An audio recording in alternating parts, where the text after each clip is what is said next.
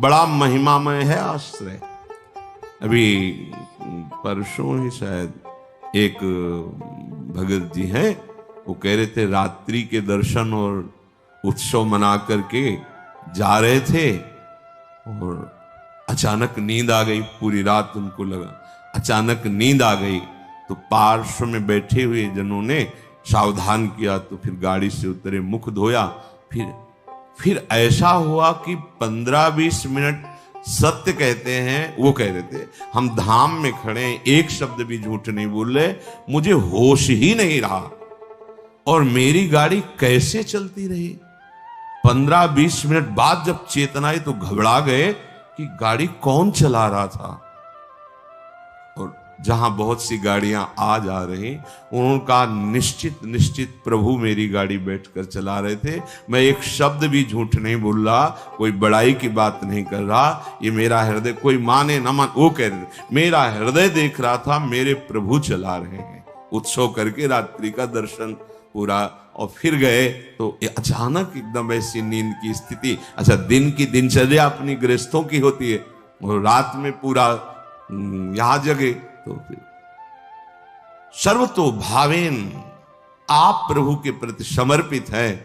वो आश्चर्य जीवन मंगलमय हो जाएगा। मान लीजिए एक बार श्री नारदानंद सरस्वती जी महाराज नैमिषारण्य के कहीं संतों की संगोष्ठी में जाना था, बहुत दूर। बहुत विद्वान वेदांतदर्शी ब्रह्मबोध संपन्न महापुरुष थे नारदानंद सरस्वती जी महाराज। रास्ते में गाड़ी खराब हो गई, जहां कई किलोमीटरों तक कोई नगर नहीं, कोई। अब वहां संतों की सभा में पहुंचना था, कैसे? तो दंडी सन्यासी थे, उनका देखो ये बात किसी से कहना नहीं, ऐसे रखा दंड नारायण को और कहा स्टार्ट करो। स्टार्ट हो गई गाड़ी। जब लक्ष्य में पहुंची, दंड नारायण को हटा लिया। कोई दुर्लभ नहीं है। अनंत ब्रह्मांडों को जो अपने संकल्प से चला रहे हैं, वो एक हमारे जीवन के रक्षक हो, ये कोई आश्चर्य की बात नहीं। शरणागत के लिए कोई आश्चर्य नहीं है। वो देहातीत स्थिति एक क्षण में प्रदान कर सकते हैं, हमें कल्पों लग सकते हैं। इसीलिए यहां कहा नमो नित्यम वृंदावन तरुलताभ्या करुणया। वृंदावन की लता, खगमृग, पशु पंछी, वृंदावन के रसिक जन, वृंदावन वासी जन, ये सब करुणामयी लाडली की करुणा स्वरूप है।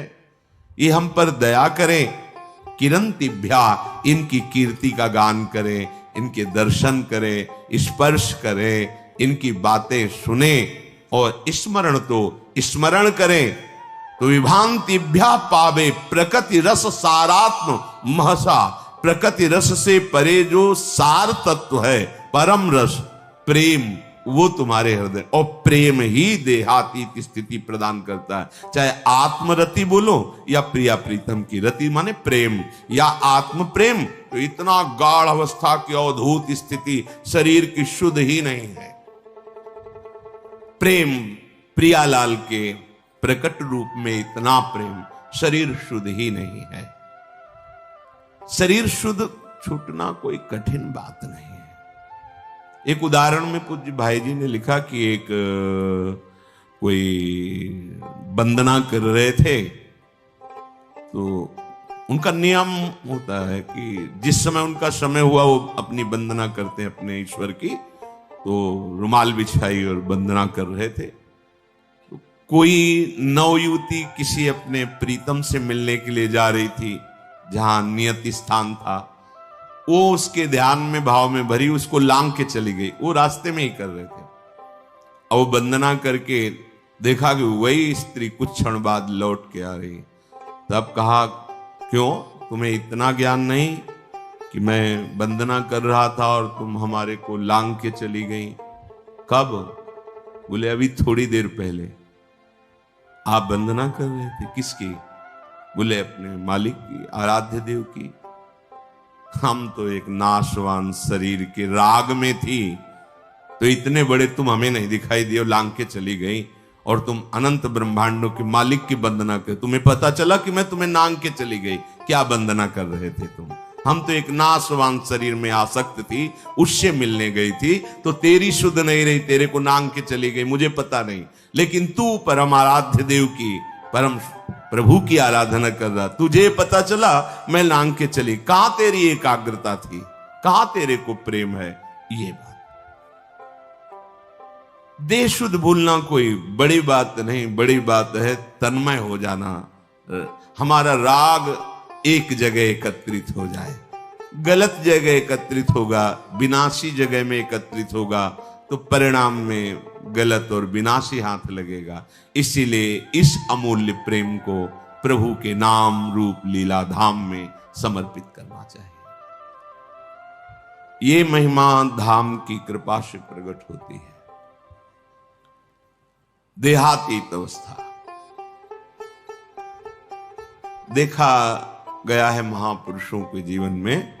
श्री भोलानाथ जी महाराज बहुत ही पढ़े लिखे, लौकिक विद्या के भी पारंगत विद्वान, मन में श्री प्रिया प्रीतम राधा कृष्ण के प्रति आकर्षण, जब सर्वस्व छोड़कर वृंदावन आए।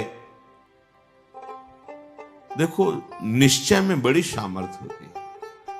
वृंदावन आकर उन्होंने निश्चय किया कि मेरे जीवन का लक्ष्य अब है श्यामा श्याम की प्राप्ति। बहुत धैर्यपूर्वक निश्चय करना चाहिए। उपासकों से जब एकांतिक वार्ता होती है किसी किसी उपासक से, तो जब वो प्राकृतिक आकर्षण में दुखी दिखाई देता है, तब लगता है कि कृपा के प्रवाह में परमार्थ में तो आ गया है, पर इसका निश्चय नहीं है। क्योंकि निश्चय ना होने के कारण भोगाकर्षण में वो जलता है और चाह करता है भोगों की, तब उसको लगता है कि ये लोग बड़े भाग्यवान हैं जिनके पास जिन भोगों की मैं चाह कर रहा हूं उन भोगों को भोग रहे हैं। ये बड़ी ही निंदनीय बात हृदय में बैठती है। बड़ा जीवन जलनमय हो जाता है, क्योंकि परमार्थ का निश्चय नहीं, पथिक परमार्थ का, और भोगों के प्रति महत्व बुद्धि, सुख बुद्धि। इस स्थिति के साधक को चाहिए धैर्य पूर्वक सत्संग सुनकर विवेक के द्वारा ये निश्चय करे कि मेरा सौभाग्य कितना बड़ा, हमें धाम मिला, ना जानते हुए ना चाहते हुए परम मार्ग मिला। बिल्कुल कहीं ऐसी कोई साधना नहीं, पर प्रिया प्रीतम के प्रेम मार्ग के पथिक कहलाने का सौभाग्य मिला। संसार के प्रपंचों में महान क्लेशों में पिसते हैं जीव, प्रभु ने निकाल दिया, कोई जिम्मेवारी नहीं। एक ही जिम्मेवारी है, अपनी श्वासों को प्रभु के चरणों में अर्पित कर दो। समस्त प्रपंचों से रहित परम स्वतंत्र जीवन भगवत मार्ग का। पर आप समझ नहीं पा रहे। आपको लगता है कि इन भोगों को भोगने वाले बड़े भाग्यवान हैं, बड़े सुखी हैं। यही हमारी दुर्दशा है। हम अपने मार्ग को ना जानने के कारण भ्रमात्मक भोगों में सुख मानकर जलते रहते हैं। ऐसे साधक को जब माया अपना आकर्षण पैदा करती है तो फिसलने में देर नहीं लगती। इसलिए श्रीपाद, पहले आप निश्चय करो, वृंदावन आपको मिला, सत्संग मिला, तो निश्चय में कमजोरी क्यों है? ये आशा की फांसी क्यों बनाए हुए हैं कि अभी तो नहीं पर कभी?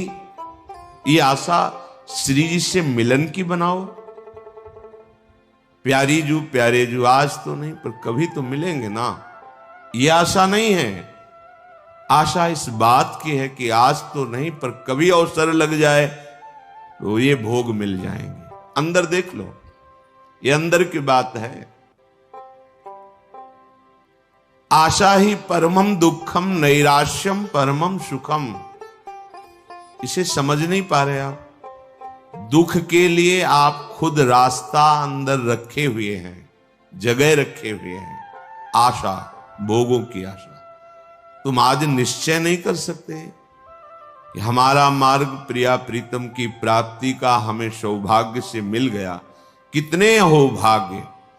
जहां श्रीपाद कह रहे हैं पुनंति ब्रह्म रुद्रादीन एशाम चरण रेणवः सर्वभावेन में सेव्य अस्ते वृंदावन वासिना। भगवान रुद्र, शंकर, ब्रह्मा आदीन और भी बड़े बड़े महापुरुष एशाम चरण रेणवः, जिनकी चरण रज के लिए तपस्या करते हैं, प्रार्थना करते हैं, याचना करते हैं, जो रज शिव शनकादिक याचत, सर्वभावेन में से व्यास्ते वृंदावन वासिना। हमें सौभाग्य मिला कि सर्वतो भावेन, ना चाहते हुए भी हम रज में वास कर रहे हैं।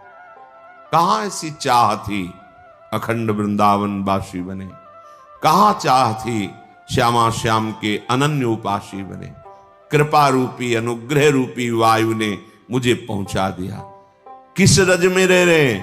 कह रहे पुनंति ब्रह्म रुद्रादीन एशाम चरण रेणवः, जो भगवान ब्रह्मा, भगवान महादेव, शनकादि को भी पावन करने की सामर्थ्य। पुनंति, पुनंति ब्रह्म रुद्रादीन, बड़े बड़े मां, वो हमें, हम जैसे अज्ञानी को, अनाधिकारी को, जहां भोगों की चाह है, ऐसी चाह ही नहीं है, वहां मुझे श्रीधाम वृंदावन वास मिला, रज सेवन करने का सौभाग्य मिला।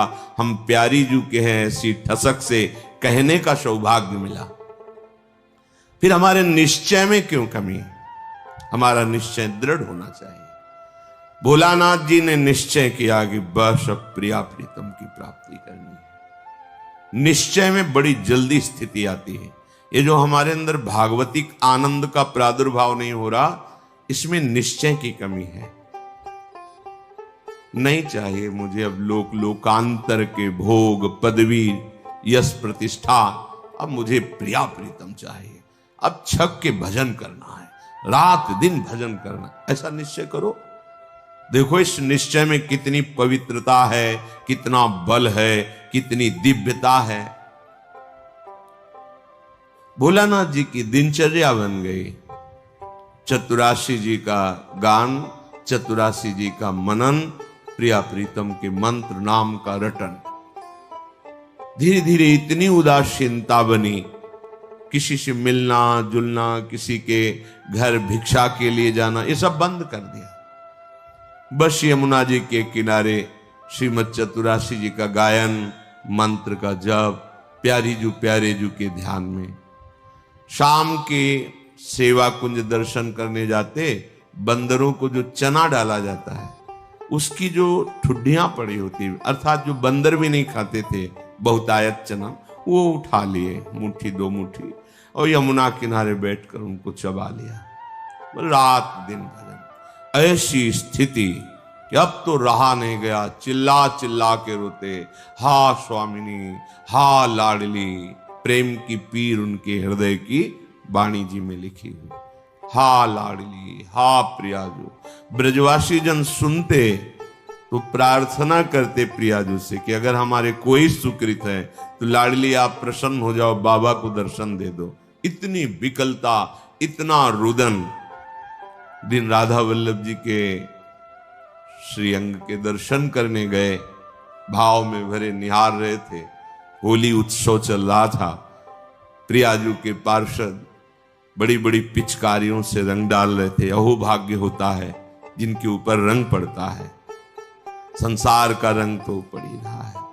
अहो भाग्य उनके जिनके सामने प्रभु विराजमान है और फिर उनके पार्षद जन उन्हीं कर कमलों से, जिनसे श्रीअंग सेवा करते हैं, वो रंग डालते हैं, गुलाल डालते हैं।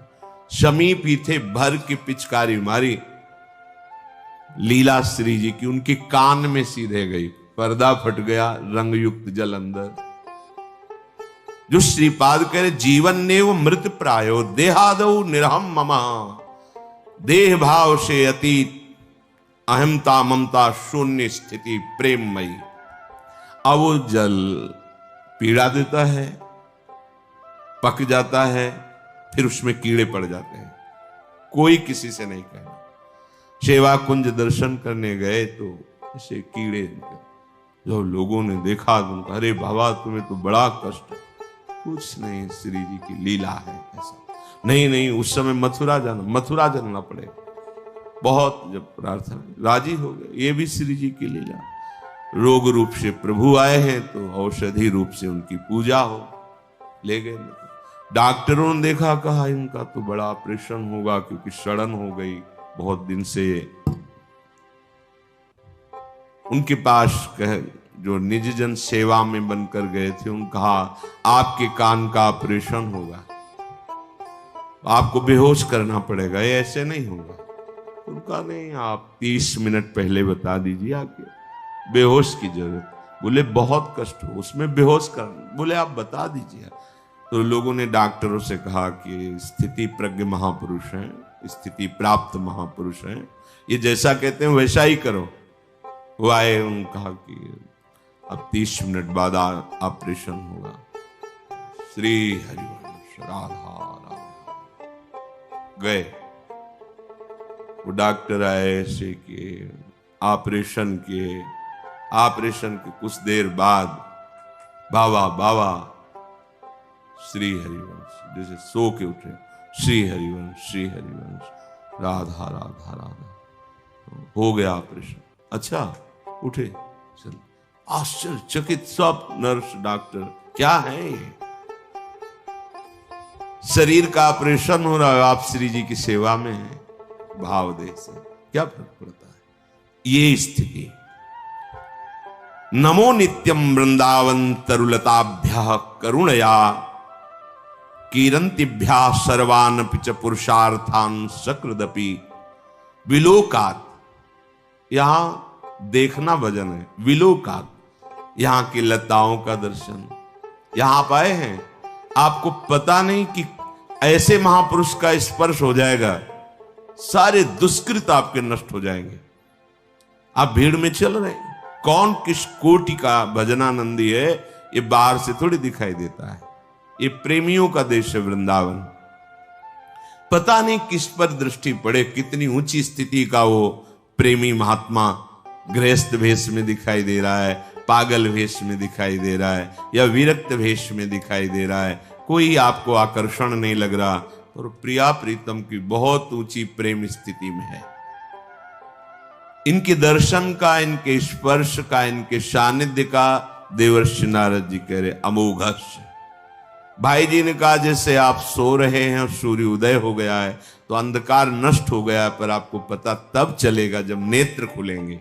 ऐसे ही महापुरुष का संग हो गया, अब आपका तो कल्याण निश्चित है, पर आपको पता तब चलेगा जब आपके अंदर वो कल्याण स्थिति जागृत हो जाएगी। बिलोकात, वृंदावन को देखना, ये प्रेम प्रदान करने वाला है। कहां से आ रहे? वृंदावन का दर्शन करके। ये भावना मत लाओ यहां बड़ी बिल्डिंगें हैं, ये सब भौतिक बातें नहीं। धाम नाम रूप लीला चिदानंद है, ये है। गिरिराज जी वही है ना, रजरानी वही है, बहुत कुछ यहां सब चिदानंद है। अपने भाव दूषित है इसलिए पकड़ नहीं पा रहे। विलोकात, दर्शन करो वृंदावन का। देहातीत स्थिति कैसे प्राप्त होगी? बिलोकात, संस्पर्शात, यहां की लताओं का स्पर्श, रजरानी का स्पर्श, स्वाभाविक वायु बड़े बड़े महापुरुषों का, यमुना रसरानी का, बिहारी बिहारिंजू का स्पर्श करके आपके शरीर को स्पर्श कर रहे हैं। बड़े बड़े तीर्थों के अवगाहन से जो बात नहीं बनेगी वो यहां की वायु हवा बना देगी। ये वृंदावन की वायु है। स्पर्शात, यहां की रज, यहां की लताएं, यहां के खगमृग पशु पंछी, यहां के रसिक जन, स्पर्श हो ही जाएगा, बाह्य और आंतरिक दोनों हो जाएगा। कथनाच, वृंदावन का नाम, वृंदावन की जय घोष, वृंदावन धाम की प्रिया प्रीतम का नाम, उनकी जय घोष यहां स्वाभाविक होती रहती है। जय जय श्री राधे, वृंदावन धाम की जय। बार बार यहां तुम्हें चलत फिरत सुनियत यह है, श्री राधा वल्लभ लाल ऐसे वृंदा विपिन में बसत रहो शब काल। यहां चलते फिरते बिल्कुल आप एक भी नाम न जप करें तो भी यहां भजन होने लगेगा। यहाँ का प्रभाव है। यहाँ फिरे स्वार्थ आपने भजन गए फिरे बाँ, भजन आपको पकड़ लेगा, आपको भजन पकड़ लेगा। भजन गए फिरे बाँ,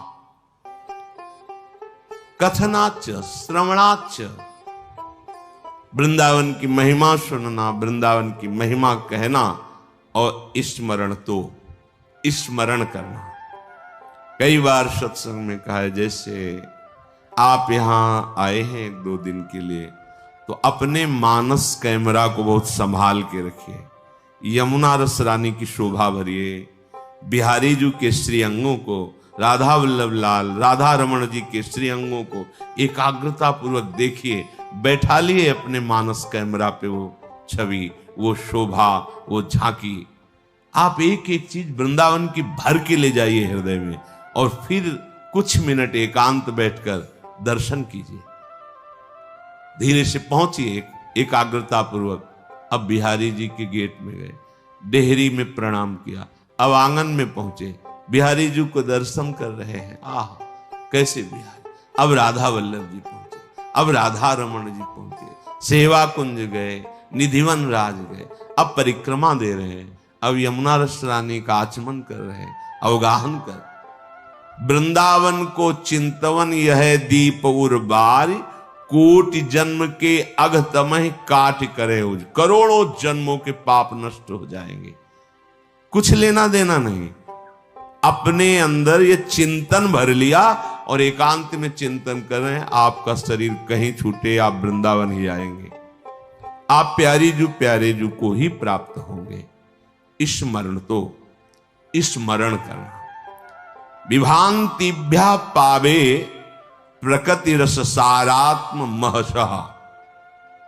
प्रकृति से परे रस का सार जो महाप्रेम रूप श्रीधाम वृंदावन है, ये आपको निश्चित प्राप्त हो जाएगा यदि विलोकात, संस्पर्शात, श्रवणात, कथनाच स्मरण तो। श्रीपाद देहातीत स्थिति प्राप्त करने का साधन बता रहे हैं। नमो नित्यम वृंदावन तरुलताभ्याम। प्रणाम करो वृंदावन को और उल्लसित हो, ओहो वृंदावन आया हूं। कितने अहो भाग्य, वृंदावन वासियों की चरण रज में प्रणाम करो। महापुरुषों के अनुभवगम्य वचनों के श्रवण और मनन और आचरण में उतारने से हमारा परम कल्याण होता है। महर्षि अत्रि जी, अनुसुईया जी के पति अत्रि जी, उनके वचन, इहैवात्तं वसुप्रीत्यै प्रेतवै कटुकोदयम् तस्मान्न ग्राह्यमेवैतत् सुखमानन्त्यमिच्छता।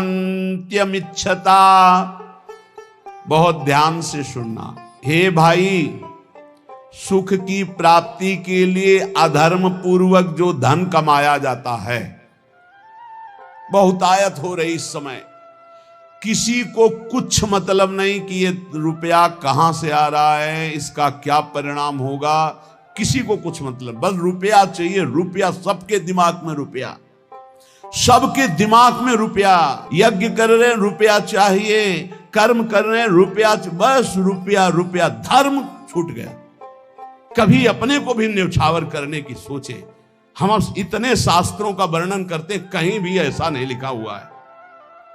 आज तक हमें कोई खड़ा होकर बता ना, कुछ प्रवचन में कहा था है 4 रोटी आप खा रहे हो, कोई भूखा नजर आ रहा है, आज का भोजन आप दे दो, उपवास कर लो, ये बढ़िया बात है। आप सब्जी लेने जा रहे हो 100, 200, 500 रुपया, कोई बीमार आदमी है, उसकी आप आज नमक रोटी खा लो, दे दो उसको, उसकी दवाई का काम करे। ये तो बातें समझ में आती।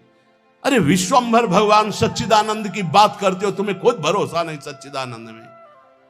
हम कह रहे हैं ईमानदारी से गौ सेवा करो, अगर बिना मांगे ना आ जाए तो हमें बताना।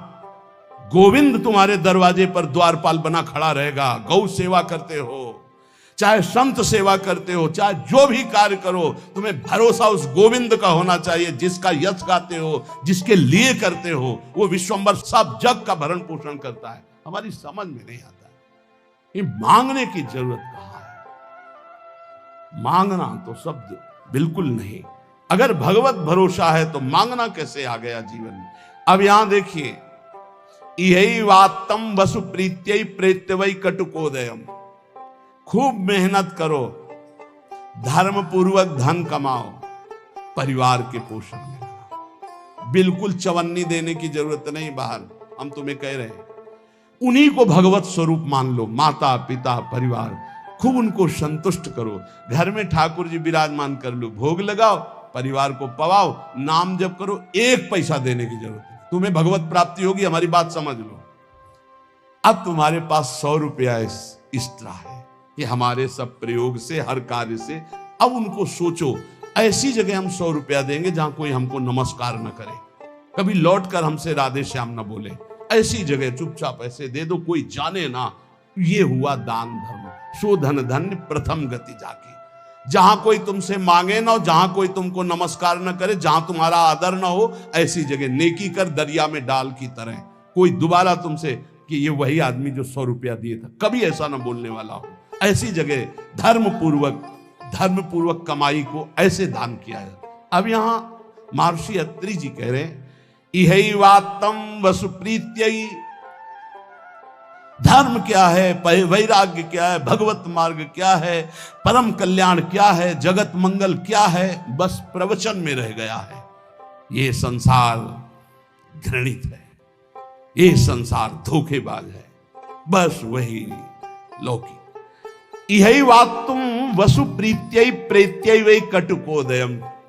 सबके दिमाग में सोने से जागने तक जैसे अनन्य भक्त के चिंतन में केवल हरि राधा, ऐसे संसारी के केवल दिमाग में रुपया सुबह से शाम तक, शाम से सुबह तक। और लक्ष्मी जिनके चरण को चापती रहते हैं, ऐसे हरि से विमुख पापाचरण करके रुपया इकट्ठा किया तो बोले इस लोक का धन यही रह गया।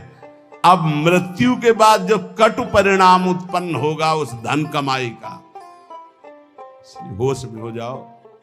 यदि अभी तक पापाचरण से धन कमाया हो तो उसको ऐसी जगह दान कर दो जहां दूसरों की दवाइयां होती हो, दूसरों के कष्ट निवारण होते हो, दूसरों का उदर पोषण होता हो, वस्त्र आदि, गौओं का चारा आदि अगर हो, अधर्म पूर्वक कमाया हो तो हटा देना। नहीं मरोगे तो दुर्गति होगी और जिंदा में परिवार को नाश कर देगा वो धन। लिख लो हमारे शब्द, जिंदा में जिनके लिए तुम एकत्रित किया उनका नाश करेगा, बुद्धि का नाश, स्वास्थ्य का नाश, तांडव मचाएगा घर में अधर्म का धन। और मरोगे तब कह रहे कि तुम्हारी दुर्गति कर देगा। वही अधर्म का कमाया धन यहां बैंक में रह जाएगा, उसका कमाने का जो कर्म था वो तुम्हारी दुर्गति कर देगा। महाराज अत्रि कह रहे हैं, तस्मान ग्राह्य में वै तत् सुखमानंत्यमिच्छता। इसलिए परम सुख प्राप्ति के लिए अधर्म पूर्वक धन कमाने की इच्छा मत करो। अनंत महिमा में भगवान ने धर्म की स्थापना की, पहले धर्म फिर धन। धर्म अर्थ काम मोक्ष, पहले धर्म को आगे रख करके धन कमाओ। पहले था चाहे प्राण चले जाएं, धर्म नहीं जाना चाहिए। देखा महापुरुषों को, गुरुजनों को प्राणों की बाजी लगा दी, शहीद हो गए अपने राष्ट्र पर, अपने धर्म पर, अपने भगवत भाव पर। परः पराणाम पुरुषो यस्य तुष्टो जनार्दनः सा प्राप्नोत्यक्षयं स्थानमेतत् सत्यम मयोदितम्। इस माया से परे परमात्मा है, वह परम पुरुष जनार्दन श्री कृष्ण जिस कार्य से जिससे संतुष्ट हो गया वही परम सुखी, वही परम धनवान, वही अक्षय पद को प्राप्त करता है। मैं सत्य सत्य सत्य कहता हूं। इसलिए मानव जीवन प्राप्त करके धर्म का आचरण करो। धर्म के द्वारा संपादित किया हुआ तुम्हारा जीवन, जितने भी कर्म, वो तुम्हें महासुख प्रदान करेंगे। ना गुणान गुणिनो हंति स्तौति मंद गुणानपि नान्य दोषेषु रमते सानसूया प्रकीर्तिताः। जब कभी किसी गुणी की तुम्हारे सामने प्रशंसा होने लगे तो खंडन मत करना, किसी के गुणों का खंडन मत करो। और जब किसी के दोषों की चर्चा होने लगे तो कान में अंगुली डाल के वहां से चले जाओ। जब किसी की महिमा गाई जा रही हो तो आनंदित होकर सुनो, भगवान की विभूति है जिसका वर्णन हो रहा है। लेकिन जब किसी की निंदा की जा रही हो तो कान में अंगुली डाल के उस सभा से निकल जाओ, क्योंकि सभा में जो जो बैठा होगा उसको सबको पाप लगेगा। द्रौपदी जी को निर्वस्त्र करने का आदेश दुर्योधन ने दिया, उठ के चले जाना चाहिए। भीष्म जी को, द्रोणाचार्य जी को, अश्वत्थामा जी को, इन बड़े बड़े महापुरुषों को नहीं गए ना, नहीं रोका ना। कुछ भी हो, अगर भीष्म जी खड़े हो जाते तो किसी की ताकत थी बोले, परिणाम क्या हुआ? भगवान ने सबको मार के गिरवा दिया, सबको दंड भोगना पड़ा। जिस सभा में शास्त्र निंदा हो रही हो, संत निंदा हो रही हो, भगवत भक्त निंदा हो रही, धर्म की निंदा हो रही हो, आपकी सामर्थ्य तो उसकी जबान बंद कर दो, नहीं तो कान में अंगुली डाल उठ के चले जाओ। उत्तम बात यही, कान में अंगुली डाल उठ के चले जाओ, क्योंकि सामर्थ्य की बात कानून विरुद्ध हो जाएगी। कुछ भी करना कानून के विरुद्ध होगा। परस्मिन बंधु वर्गे वा मित्रे द्वेषे रिपौ तथा आपन्ने रक्षितव्यम तु दयैषा परिकीर्तिता। चाहे कोई पराया, चाहे कोई अपना हो, चाहे भाई हो, चाहे दुश्मन हो, यदि आप भक्त हैं तो आपका व्यवहार राग और वैर से रहित होना चाहिए। भाई के प्रति राग नहीं और दुश्मन के प्रति वैर नहीं। अगर भारी विपत्ति में भाई फंस जाए तो हम कैसे करेंगे? उसकी दुख निवृत्ति। ऐसे अगर दुश्मन भी फंस जाए तो हम उसकी दुख निवृत्ति का कार्य करेंगे। दुश्मन है, वो हमें गाली देता है, अपमानित करता है, हमारा बुरा चाहता है, लेकिन हम उसका मंगल चाहेंगे, बोले उसे भक्त कहते हैं। उसे कहते हैं वो राग द्वेष रहित भगवान का भक्त जो दयावान है। आन संशम क्षमा सत्य महिंसा दान मार्जवम प्रीति प्रसादो माधुर्यम मार्दवम च यमादस। यम और नियम ये जिसके जीवन में होते हैं वो बहुत दैवी संपदावान माना जाता है, भागवतिक माना जाता है। यम किसे कहते हैं? ये 10 होते हैं, यम 10 और नियम 10 होते हैं। यम पहला है आनशंशम, अक्रूरता। किसी के प्रति भी क्रूर वचन, क्रूर व्यवहार बिल्कुल नहीं होना चाहिए।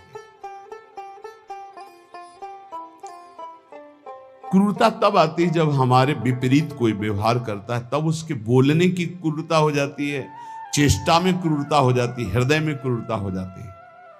अचानक आक्रमण होता है। अगर संबोधन करके आवे कि तुम्हारी परीक्षा हो रही तो शायद साधक सावधान हो जाए। अचानक आक्रमण माया का होता है, वो संभल ही नहीं पाता कि मेरी परीक्षा हो रही, और वो क्रूर बोल देता है, क्रूर कर्म कर देता है, क्रूर चिंतन कर देता है। इसका मतलब यम कमजोर है, यम नियम में वो कमजोर है। पहला यम है अक्रूरता। न वाणी में क्रूरता हो, न शरीर में चेष्टाओं में क्रूरता हो, न मन में क्रूरता हो, अक्रूरता। दूसरा है क्षमा। सबसे बड़ा बल है क्षमा। कोई कितना भी कैसा भी व्यवहार करे, क्षमा बल से उसे जीत लेना चाहिए। तीसरा है सत्य। सत्य के समान कोई दान नहीं, कोई पवित्रता नहीं, कोई बड़ा अनुष्ठान नहीं। वाणी से सत्य बोलने का नियम बना ले। कलिकाल है, इतना झूठ का बोल बाला है, पूछो मत। झूठ है ही, औरों से तो और जाने तो गुरु जी से झूठ। कई बार कहा है कि एक घर तो छोड़ दो गुरुदेव का, कम से कम उनके सामने तो सत्य बोलो। एक क्षण में उनसे भी झूठ, और जबकि पता है कि उनको पता हो जाएगा, फिर भी झूठ बोल देना। अरे भाई, फांसी थोड़ी लग जाएगी, डांट लग जाएगी, गुस्सा हो जाएंगे, पर हम सत्य बोल देंगे तो हमारा अपराध क्षमा हो जाएगा। सत्य एक जगह तो नियम ले लो तो सब जगह धीरे धीरे फिर भाव मानी संख्या से सवाल हल हो जाएगा। एक जगह सत्य बोलना शुरू कर दो। वाणी में सत्य बोलना, ये यम का नियम। अक्रूरता, क्षमा और सत्य। हमारा जब वाणी में सत्य होगा तो आचरण भी सत आचरण होंगे, फिर हमारा विचार भी सद विचार होगा और संग भी सदसंग होगा। यम, अगला सत्य के बाद अहिंसा, किसी की भी हिंसा न करना, न मन से, न वचन से, न कर्म से। सत्यम, अहिंसा और दान। सुधन धन्य प्रथम गतिया की दान। बस दान का तात्पर्य इतना ही समझ लो, अहंकार रहित त्वदीयम वस्तु गोविंदम तुभ्यमेव समर्पये। हे प्रभु, आपके द्वारा दी हुई वस्तु, तो ये परिवार से थोड़ा, हमारे परिवार भर के लिए इतना प्रयोग हो गया, 10 रुपया बढ़े, बस ऐसा। ये हमने कहीं नहीं सुना। गरीब आदमी अगर एक बछिया दान करता है तो एक राजा 1 करोड़ गाय दान करे स्वर्णिम आभूषणों से अलंकृत करके, तो उस गरीब आदमी की बछिया के बराबर नहीं होगा। ध्यान रखना, जो गरीब होकर के दान करता है उसका विशेष महत्व होता है। उसकी 4 रोटी उसके पूरे जीवन के कमाई मेहनत से, और तुम 4 करोड़ ऐसे, तो उसकी रोटी के बराबर नहीं हो सकता है। इसलिए दान का विशेष महत्व धर्म द्वारा कमाया हो। जैसे एक बार हमने सत्संग में बताया था दान के विषय में, सेतुआ यज्ञ का, मुदगल ऋषि, वो कभी किसी से दान नहीं लेते थे, तो शीलोंच वृत्ति के द्वारा वो अपना उदर पोषण करते। सील कहते हैं जो किसान अपना खेतों से अन्न का अधिकार ले चुका है, अब वो ऐसे खेत, उनमें जो दाने बाली पड़ा है उसे बिन लेना। उंच कहते हैं जो बाजार में जहां अन्न की बाजार लगी वो उठ चुकी है, इसके बाद जो दाने गिरे उनको उठा लेना। तो वो ऐसे 2-4 किलो सब मिला करके होता होगा, उससे 12 महीना सतुआ बना लेते थे और उसको थोड़ा थोड़ा 12 महीना और उसी से तप करते थे। एक दिन वो सतुआ पिसा के रखे ही कि इतने में परीक्षार्थ के लिए भगवान अतिथि रूप में, बहुत भूखा हूं, हे ऋषि, क्या हमारे उदर पोषण की व्यवस्था हो सकती है? तो उनका हाँ, भी तो साल भर के लिए सतुआ एकत्रित ही किया। वो परोसते गए, वो पाते गए, और पूरा साल भर के लिए जो एकत्रित किया था वो सब सतुआ पा गए, चाट चाट के पा लिया कुछ। तो उनका भगवान पूरे साल की व्यवस्था इतनी, जब इसके आगे तो है ही नहीं। तो उनका चलो हम छक भी गए हैं बहुत, और डकार ली और चले। तो एक नेवला वहां से निकला, तो जो 2-4 दाने सतुआ के गिरे थे वो उसके शरीर में छू गए तो स्वर्णिम हो गया, आधा स्वर्ण का। बड़ा उसको चमत्कार मिला। तो जब सुना महाराज युधिष्ठिर की राजसूय यज्ञ हो रही, इतनी बड़ी ब्रह्मा शंकर आदि बड़े बड़े महापुरुष, स्वयं भगवान सच्चिदानंद श्री कृष्ण द्वैपायन व्यासदेव जी सब विराज, तो नेवला पूरी पंगतों में लौटता हुआ घूमता, कहीं स्वर्ण का नहीं हुआ। तो भगवान श्री कृष्ण के पास से निकलकर महाराज युधिष्ठिर वहीं बैठे थे, कहा महाराज तुम्हारी यज्ञ मुद्गल ऋषि की सतुआ यज्ञ के बराबर भी नहीं है। तो भगवान श्री कृष्ण ने कहा ऐसा क्यों कह रहे हो? आज तक किसी चक्रवर्ती सम्राट ने ऐसी यज्ञ नहीं की जिसमें स्वयं मैं विराजमान हूं और सब मेरी विभूतियां विराजमान है और सब शास्त्रीय पद्धति से हो रही, तुम ऐसी निंदा क्यों कर रहे हो महाराज राजसूय यज्ञ की युधिष्ठिर की? तब उन्होंने पूरी कथा सुनाई कि सतुआ यज्ञ वाली। बोले महाराज मैं पूरा लौट के देख लिया, एक रुआ भी सोने का नहीं हुआ, तो हुआ ना आपकी यज्ञ उनसे छोटी? तो भगवान ने कहा हां, मुदगल ऋषि की सतुआ यज्ञ के बराबर तो राजसूय यज्ञ नहीं। क्यों? वो अकिंचन, प्रतिग्रह रहित। तो यहां कह रहे दान शब्द मुदगल ऋषि का जोर का हुआ, जो धर्म के द्वारा मेहनत करके कमाता है। जब कोई राधा बाबा से कभी कोई दक्षिणा देने की बात आई, एक बार राधा बाबा ने भागवत सुना तो कहा भाई भागवताचार्य को दक्षिणा देनी चाहिए, कोई दक्षिणा देगा? पर धर्म की कमाई का, अगर पाप की कमाई का दिया तो समझ ले तो किसी की जेब में नहीं। एक जो घास खोदना सेवा करना, तो उसने कहा बाबा 50 पैसा या 100 रुपया हम दे सकते हैं। बोले हाँ बस इतना ही काफी है। बाबा ने लिया और कहा भागवताचार्य जी से ये है दक्षिणा। वो तो केवल बाबा को प्रसन्न करने के लिए सुनाने आए थे, उनका अर्थ से कोई मतलब नहीं। हिम्मत नहीं पड़ी किसी की 10-5 रुपया देने की, केवल वो एक घास खोदने वाला, बाबा मेरी कमाई धर्म की है, ये 125 रुपया या 50 पैसा, चाहो तो 50 ले लो, 50 पैसा, या चाहो तो 125 रुपया, इससे ज्यादा हमारे पास व्यवस्था भी नहीं। ये दान वही जो मेहनत के द्वारा किया हुआ। फिर दूसरे को यम, आगे नम्रता, नम्रता, विद्या विनयम ददाति। आज पढ़ लिख करके उद्दंड बनते हैं, पढ़े लिखे। पूछो अपने माता पिता के पैर छूते हो? नहीं। माता पिता कहते हैं कहां जा रहे हो? बोले आप अपना देखो, हम स्वतंत्र हैं, हमारा जीवन अपना, हम जो कर रहे हैं वो तुम्हारा अधिकार नहीं। ये है विद्या, ये है विनयम ददाति, ये है विनय। कठोर शब्द बोल रहे हैं माता पिता को, उद्दंडता पूर्वक व्यवहार कर रहे हैं, गुरु का उपहास कर रहे हैं, टीचर का उपहास कर रहे हैं। बच्चों को देखो ना, टीचर का उपहास कर रहे हैं। नम्रता विद्या से आती है, विद्या विनयम ददाति। पढ़ना लिखना ये तभी सार्थक है जब विनय आ जाए। उल्टा हो रहा है, जितना विद्या घमंड बढ़ता चला जा रहा है, अहंकार बढ़ता चला। विद्या रूप महत्व कुल धन यौवन अभिमान, कुछ नहीं मिला, कोई विद्या नहीं। जो जितना विवेकवान, जितना विद्यावान, उतना विनयी पाया गया, घमंडी नहीं पाया गया। क्या उल्टा होता है? क्यों उल्टा होता है? क्योंकि गुरुजनों के चरणों में बैठकर विद्या नहीं ली गई है। इसीलिए पहले गुरुकुलों में भेजा था महापुरुषों के समीप के, वहां विद्या विनय प्रदान करती थी। रजोगुण रहित जीवन, ऋषियों के समुदाय में एक भागवतिक वातावरण। नम्रता, फिर है सबसे प्रीति, सब जीवन सुप्रीति रीत निभाता अपनी, सबसे प्रेम का व्यवहार, लेकिन निष्काम, किसी से कोई कामना नहीं। फिर यम में आता है प्रसन्नता, संतुष्टायन के, हर स्थिति में तुम्हारा मन प्रसन्न होना चाहिए। फिर मधुर वाणी, जब बोलो हंस बोले बहु मांग दे, परुख वचन कबहु न कहाए। और कोमलता, हृदय बड़ा कोमल होना चाहिए। ये 10 लक्षण यम कहलाते हैं। कहा जाता है ना, यम नियमों का पालन करने से ही भगवत प्राप्ति होती है। तो अक्रूरता, क्षमा, सत्य, अहिंसा, दान, नम्रता, प्रीति, प्रसन्नता, मधुरवाणी, कोमलता, ये 10 यम हैं और ये 10 नियम हैं। शरीर की पवित्रता, वस्त्र की पवित्रता और मन की पवित्रता, तीनों पवित्र होने चाहिए। बिल्कुल ऐसे पशुता रहे, हाथ कोई धो ले तो बड़ी बात है, पहले जल लेके साधु लंगोटा, सोटा, कमंडल, ये बिल्कुल अब इतना वीआईपी है कि कमंडल रखना बेइज्जती की बात हो जाएगी ना। बाबा जी कमंडल कैसे?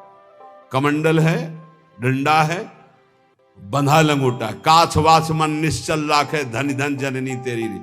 रास्ते में लघु शंका लगी तो कैसे हो गए? आचमन करना है, मूत्रेंद्रिय का प्रक्षालन करके, हस्त प्रक्षालन करके, आचमन करके, तप है पवित्रता का। ऐसे पूरा शुद्ध वातावरण, शरीर पवित्र, वस्त्र पवित्र, मन पवित्र। नियम, सबसे पहला नियम पवित्रता, शरीर पवित्र, वस्त्र पवित्र, विचार पवित्र, कितना बढ़िया जीवन होता। दूसरा नियम में है यज्ञ।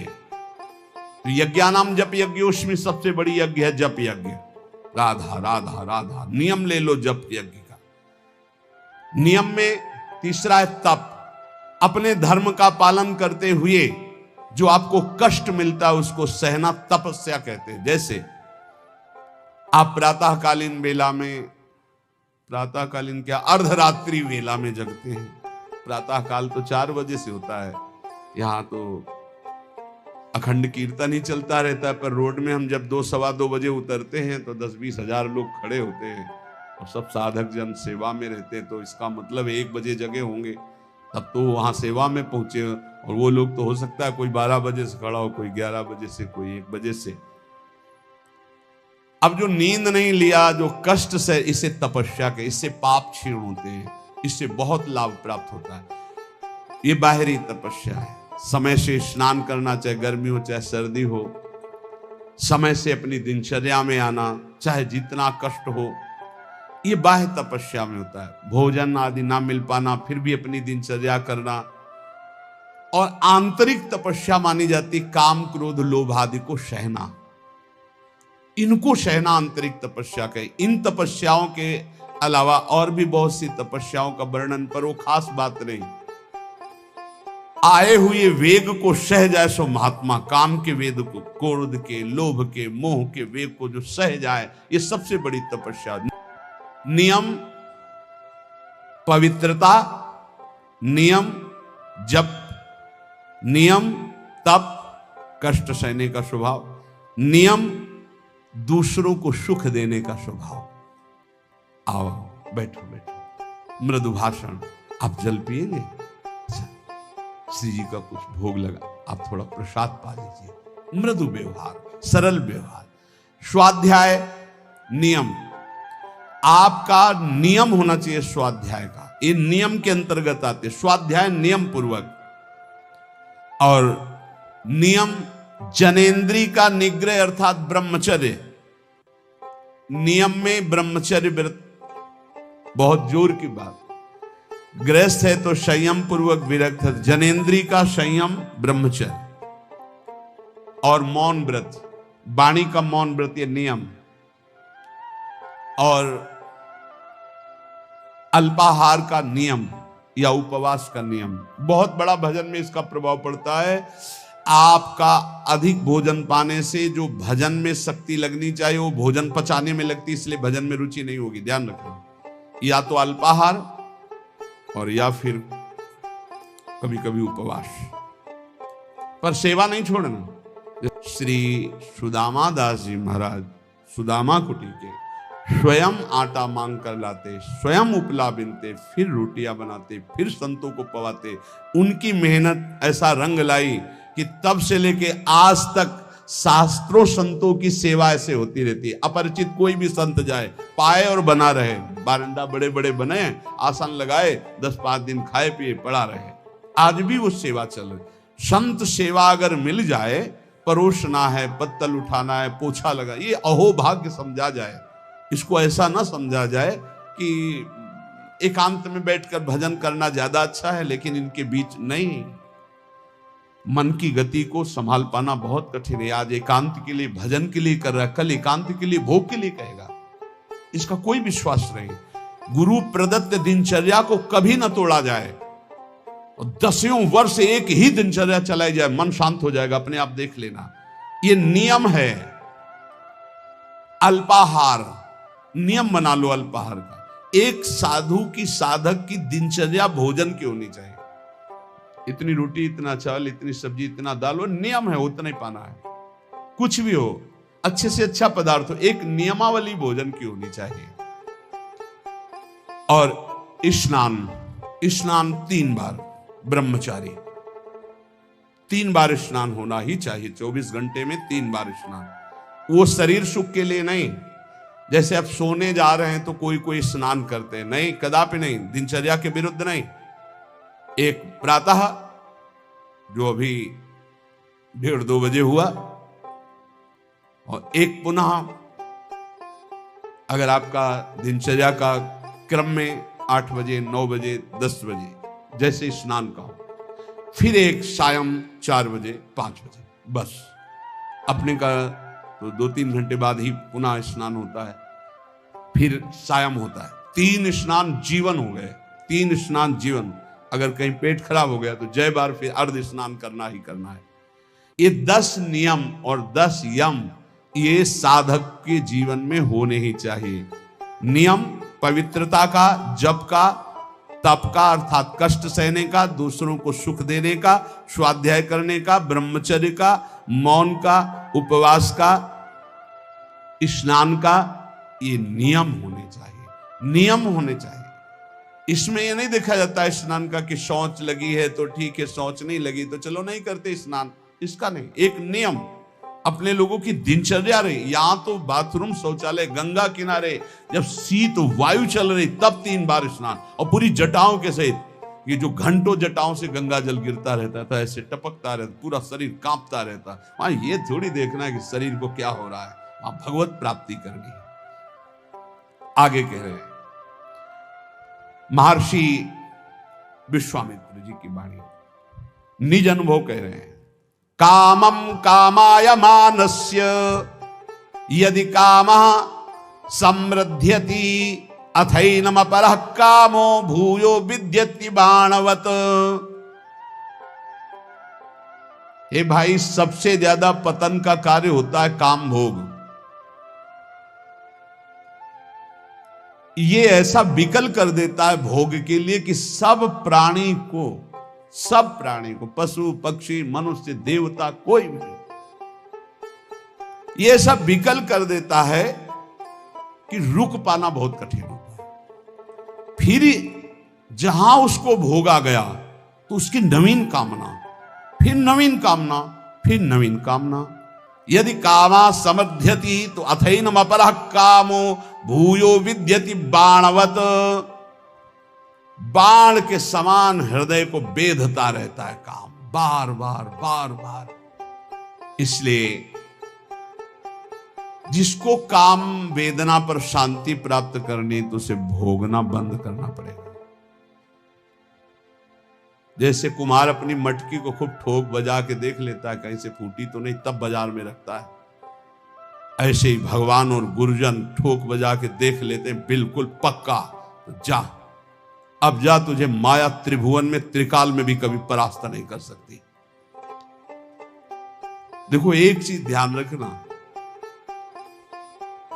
गुरुजनों की आंतरिक वृत्ति को पहचानना चाहिए, इनकी इच्छा क्या है। गुरुजनों की इच्छा को समझो। जैसे भगवान नाना प्रकार की भोग सामग्री सामने भेजेंगे तो आप सोचो कि भगवान के द्वारा ही तो भेजी हुई, नहीं। आपको देखना है भगवान की इच्छा क्या है, तो गीता पढ़िए। गीता जी में भगवान आप बोल रहे हैं ऐसा करो ऐसा ना करो। ऐसे गुरुजन जब बोलते हैं तो उनकी बात पकड़ो, इसके बाद वही सामग्री आपको देंगे, ये लो ये लो ये लो, तो आपको पकड़ना नहीं।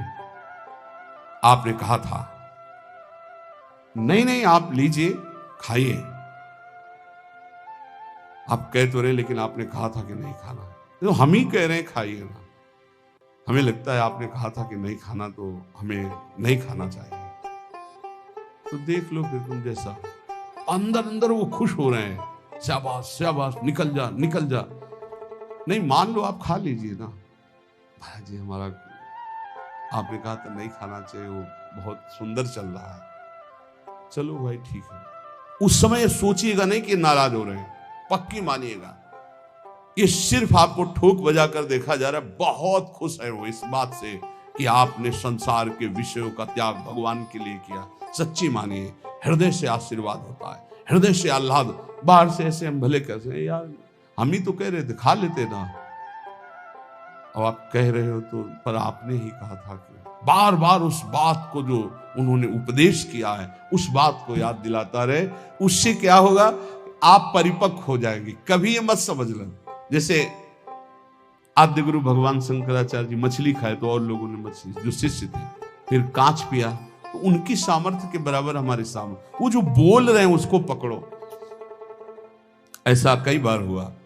राधा चरण जी से जब कहते कि इतनी तुम्हारी हालत ऐसी, आप चले जाओ, बोले डॉक्टर ने कहा दिल्ली ही आना पड़ेगा, तुमको चले जाओ। तो उन्होंने कहा महाराज जी आपने सत्संग में कहा था कि प्राण चाहे निकल जाए वृंदावन से नहीं जाना। तो हम ही तो कह रहे हैं। नहीं महाराज जी आपने ही कहा था वृंदावन से नहीं जाना, तो अब ले जाएंगे। नहीं हम ही कह रहे हैं आप चले जाओ। आप यहां जरूर कह रहे हो लेकिन फिर सत्संग में आप फिर कहोगे कि धन्य है उसका जीवन जो मरणासन वृंदावन वास कर। महाराज जी अब नहीं जाएंगे। देख लो भाई, रोग भी वो जो सड़न हुई थी अपने आप ठीक हो गई, और इस समय श्री जी की सेवा में है। ये सब हितजू के महल में विराजमान है। सब हरिवंश महाप्रभु के श्री हरिवंश शरण जे आए, श्री वृषभान कुंवर नंद नंदन निजकर अपनी चिट्ठी चढ़ाए। न जातु कामा कामानाम उपभोगे न साम्यति, हविषा कृष्ण वर्तमेव भूय एवाभिवर्धते, कामान अभिलषन् मोहान् न नरः सुख मेधते। जो कभी ये सोच लेता है कि एक बार भोग लूं मेरी इच्छा शांत हो जाएगी, बहुत धोखे में हो गया, दलदल में कूद गया। अब जैसे आग में घी डाल दे तो प्रज्वलित हो जाती, जे ही भोग की कामना से भोग मिला वो आग पैदा हो गई कि वो भ्रष्ट होता चला जाएगा। इसलिए उपासक को चाहिए कि जब सैकड़ों बार भोग के रोकेगा तो सैकड़ों दिन रोना पड़ेगा, तब जाके कहीं ठीक हो गए। उसका पाप भी बन गया, उसका अभ्यास बन गया, उसका स्वाद मिल गया, बहुत समय लगेगा। और पहली बार में ही यदि रोक लिया तो ऐसे चट से निकल जाओगे। इसलिए भोग की आकांक्षा उत्पन्न होने पर उपासक को पहली वृत्ति में ही रोक लेना चाहिए। ये ना सोचे कि भोग भोगने के बाद शांति मिल जाएगी, नहीं, ऐसे दलदल में फंस जाओगे, फिर निकलना मुश्किल हो जाएगा। इसलिए सत्य नार कहा प्रतपति सत्य तिष्ठति मेदिनी, तुम सत्य नियम धारण करो, सत्य बोलो, सत्य आचरण करो। सत्य के प्रताप से सूर्य तेजस्वी है, सत्य के प्रताप से पृथ्वी जल में नहीं डूब रही। सत्य सबसे बड़ा धर्म है, सत्य बोलने के बराबर कोई पुण्य नहीं है। सत्यवान चाहे तो स्वर्ग लोक जाए, चाहे ब्रह्म लोक जाए, जो चाहे वहां जा सकता है, जो चाहे कर सकता है। 1000 अश्वमेध एक आदमी करने वाला और एक आदमी केवल सत्य बोलने वाला तराजू पे तोला जाए तो सत्य बोलने वाला अधिक पुण्यशाली पाया जाएगा। आप देख लीजिए, अश्वमेध सहस्त्रम च सत्यम च तुलया धृतम, अश्वमेध सहस्त्राधि सत्यमेव विशिष्यते। एक आदमी केवल सत्य बोलता है और एक आदमी 1000 अश्वमेध यज्ञ करता है, तो तराजू पे तौला जाए तो सत्य बोलने वाला श्रेष्ठ पाया। मतलब सत्य से बढ़कर कोई यज्ञ नहीं, कोई दान नहीं, कोई तपस्या नहीं, कोई पुण्य नहीं।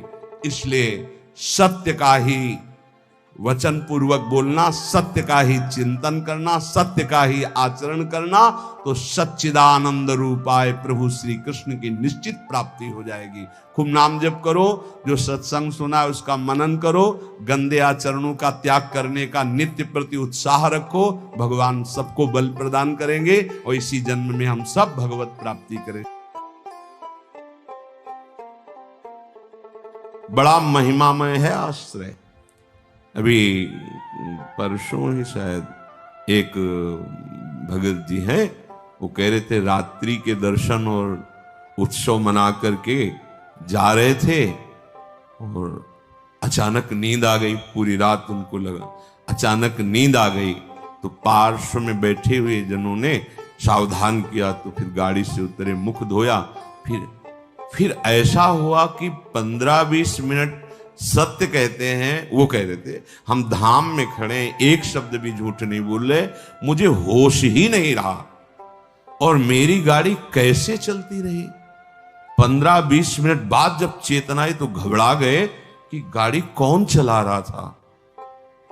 और जहां बहुत सी गाड़ियां आ जा रही, उनका निश्चित प्रभु मेरी गाड़ी बैठकर चला रहे थे। मैं एक शब्द भी झूठ नहीं बोल रहा, कोई बड़ाई की बात नहीं कर रहा। ये मेरा हृदय, कोई माने ना मान, वो कह रहे थे मेरा हृदय देख रहा था, मेरे प्रभु चला रहे हैं। उत्सव करके रात्रि का दर्शन पूरा और फिर गए तो अचानक एकदम ऐसी नींद की स्थिति। अच्छा, दिन की दिनचर्या अपनी गृहस्थों की होती है और रात में पूरा यहां जगे तो सर्वतो भावेन आप प्रभु के प्रति समर्पित है। वो आश्चर्य जीवन मंगलमय हो जाएगा। मान लीजिए एक बार श्री नारदानंद सरस्वती जी महाराज नैमिषारण्य के कहीं संतों की संगोष्ठी में जाना था, बहुत दूर। बहुत विद्वान वेदांतदर्शी ब्रह्मबोध संपन्न महापुरुष थे नारदानंद सरस्वती जी महाराज। रास्ते में गाड़ी खराब हो गई, जहां कई किलोमीटरों तक कोई नगर नहीं, कोई। अब वहां संतों की सभा में पहुंचना था, कैसे? तो दंडी सन्यासी थे।